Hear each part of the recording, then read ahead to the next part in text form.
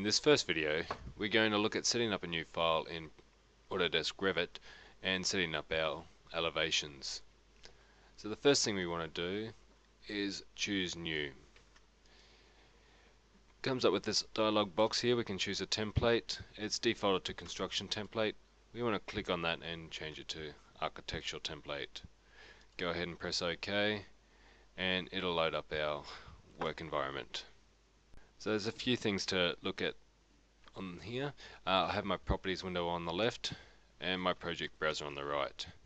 If this is the first time you've opened it up, you'll find your project browser will be sitting below your properties browser on the left. You're free to click and drag them around your screen and they'll lock in like so.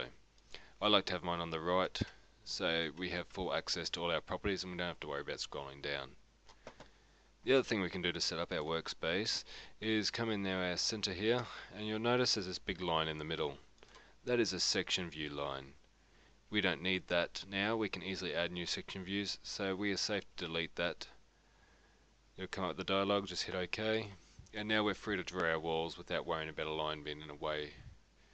The thing we don't want to delete on the screen are these symbols here. These are our 4 elevation views, and they refer to our east, north, west and south views. If we delete those, it can be quite a bit of a pain to bring them back, so we're going to make sure that we're not touching those. Next thing I want to do is add in my levels. So I'm double click on east elevation over here, and it takes me to my elevation screen. So you can see already I have a ground floor and a level 1. I want to go ahead and add 2 more levels. I need a level 2 and a basement. To do that, I come up to my ribbon and I choose level option in the datum window. To place your levels, it's quite simple. We want to come down the end here, look for that blue dotted construction line and left click once to place, drag it off to the right and look for that dashed line again so it's snapped, and left click again.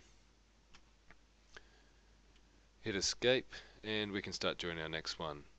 So again, I'm going to add my basement now, so I'm looking for that snap point on the end, move it down.